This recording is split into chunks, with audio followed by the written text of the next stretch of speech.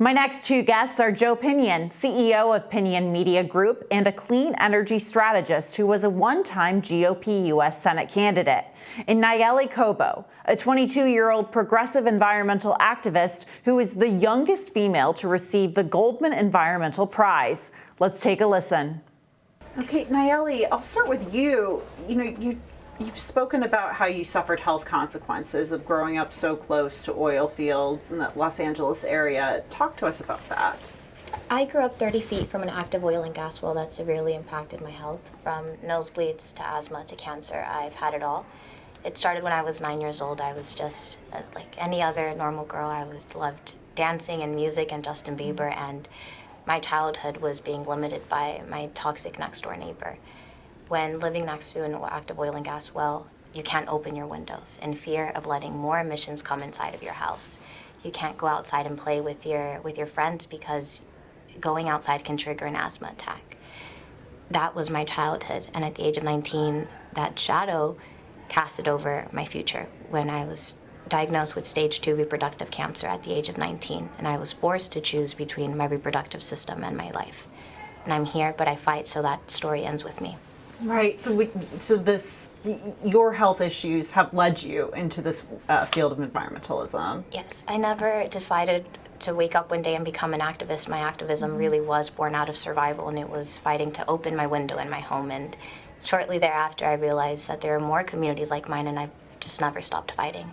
Right. And Joe, you oftentimes don't hear Republican and conservative and the environment. Talk about your experience in this field of activism and politics and talking about these issues. Yeah, sure. I mean, look, I often remark about the time I went to listen to former Congressman Chris Gibson, who sat down and said, if conservation is not conservative, then words have no meaning at all.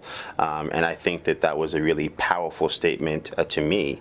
And listening to people from my own community, living in New York, living in this country, understanding concretely that we need to have renewable energy if we're going to actually compete on a global scale, understanding that communities from Mount Vernon in New York to Jackson in Mississippi to Flint are all dealing with what I call just compound despair when you deal with the actual neglect to our community infrastructure from either water or just general lack of attention to the issues of climate and to the issues of our environment. So I think there is a compelling case to be made, irrespective of one's politics, that we have to take these issues seriously, that if we're going to compete with the Chinas of the world, that we have to be leading in renewable energy, that we have to actually recognize also this is a global problem where the majority of the emissions we're trying to curb are coming from around the globe and not here in the United States of America as well. Nalleli spoke about her experience growing up in the Los Angeles area. What are, some of the environmental,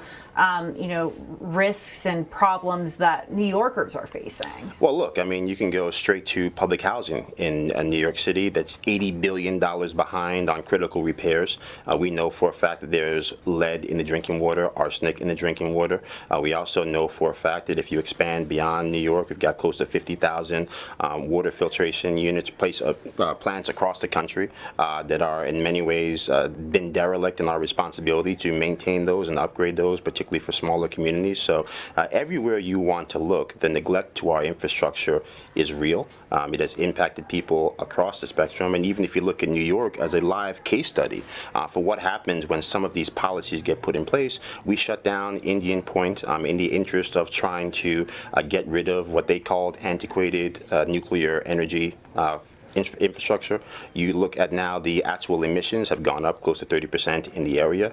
Our ability to provide cost-effective energy to the surrounding tri-state area has been compromised. And even if you blast your eyes upstate for something that we're hoping will bring jobs to New York State, the advancement of the Micron actual chip manufacturing plant, that plant requires the actual monthly input of close to 1 million homes. And we do not actually have the energy capacity to provide for that energy need. So any way you want to slice it, from a business standpoint to a government standpoint to just a personal everyday living and dying standpoint, we need smarter solutions on climate change. We need smarter solutions on the environment. We need better solutions when it comes to renewable energy. Nalleli, activism for you, or your experience in activism, started when you were 9 years old, and you're the youngest female recipient of the Goldman Environmental Prize. It's an award given to grassroots environmental champions from around the world. Talk about what your activism looks like and how it's evolved as you've gotten older. Something I've always said is I don't know all the science or legal terms when it comes to this. I know my story. I know how my body has been affected, how my community has been affected, and I believe storytelling is a very compelling form of activism that goes unnoticed. So I am a storyteller. I use my story anywhere I can to share what communities like mine, a community and historically viewed as invisible, as disposable, as silenced, in South Los Angeles, that's successfully shut down a toxic oil drilling site in their community. That's so powerful, and sharing that story across the world in different platforms, in different spaces where we are allowed to challenge systems, where we're allowed to hold each other up and to make noise when it comes to addressing environmental racism, when it comes to addressing the urban oil extraction issues that we're facing. And my activism changes every day, but for me it's very heavily based on storytelling. Joe, speaking of storytelling, as you know, running a campaign and running for office is telling a story. It's storytelling in its own way. When you ran for Senate, were you able to talk about this issue, around New York State? Certainly, I think we talked about the reality of the policy. What's the objective, right? If we're saying that we want more nuclear energy, why do we want that, right? If we're saying that we are committed to reducing carbon emissions, then why are we doing so, right? So I think trying to connect the actual policy to the everyday pain points of the people is something I think we're able to do effectively. Again, talking about the cost of those electricity bills, the fact that after decades of people talking about the need to reduce our emissions, we now have, in many ways, taken the energy production of New York and gone in the wrong direction, leading to more carbon emissions. So it's not just being able to go out there with what I call the sloganeering, right? That things that are a mile wide and an inch deep. What is the substance behind the rhetoric that actually allows us to hit those actual climate objectives that we're listing? New York is certainly a blue state, but Republicans have made inroads in the state. Do you find that, working with Democrats and talking to Democrats in New York, that there's maybe some common ground on this issue? Maybe you don't agree with everything, but do you find that maybe there's some room for bipartisan working together? I think that if you're talking about people's economic needs and the economic despair that exists in New York, there's certainly a lot of fertile ground, right? I'm from Yonkers, New York. We had a once thriving energy plant on the Hudson River that has now gone through many different iterations and is now effectively a museum. And so there is and should be the opportunity to talk about hydroelectricity as a driver for jobs in a building that once was a driver for just jobs and power for that actual community. We're not necessarily having those conversations. So I think we as Republicans can do a better job of connecting people's everyday experience to the policies we're advocating for, and saying, no, we're not advocating for nuclear because we're reckless. We're advocating for nuclear because if you're serious about reducing emissions and you're serious about putting people to work, it is the easiest way for us to hit all the needs for all the people. And if you're talking about natural gas, there's plenty of skepticism and rightful concern about the potential adverse impact there. But at the end of the day, if you're comparing the natural gas that we have here in the United States of America versus the natural gas that you get from places like Russia that are dirtier, that do not care about the actual emissions that they are putting into the environment, we are better off with American natural gas than we are with Russian natural gas, even while acknowledging that there are still precautions that we should be put in place to protect the health of individuals like yourself and people's communities that have really been, decimated by bad actors at the corporate level. So I think those are the real things.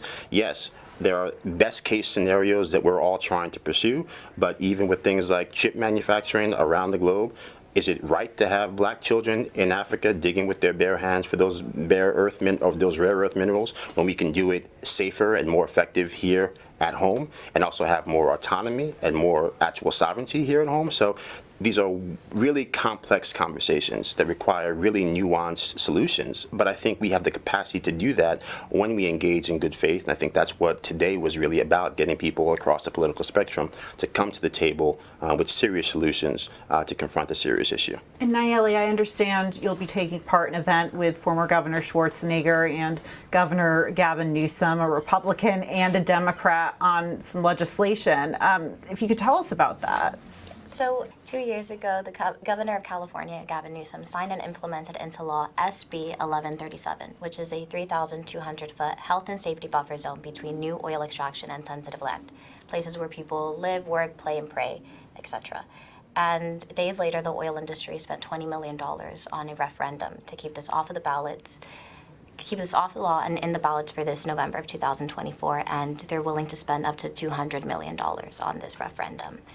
It's a very big fight. We're saying it's all hands on deck because this is such a real issue that can save the lives and prioritize the health and well-being of 2.7 million Californians that live a mile or less to an active oil and gas well. In the United States, we have 18 million Americans living a mile or less to an active oil and gas well. And this referendum and this vote is taking our policies back. It's taking our communities and our lives back and showing the oil industry that they have no place in our backyards, that they have no place in our policies and our democracy, because at the end of the day, it should always be people over profit. And that isn't the way this has been working, unfortunately. And we're going to vote and we're going to keep SB 1137 into law, and we're taking back our lives, and we're ensuring that we're giving our children and our future generations a world where they look outside of their windows and they see trees and not oil rigs. One common theme I've heard, throughout these conversations is talking about language and how language is so important from one side to reach the other. It seems like both of you have brought up health, obviously.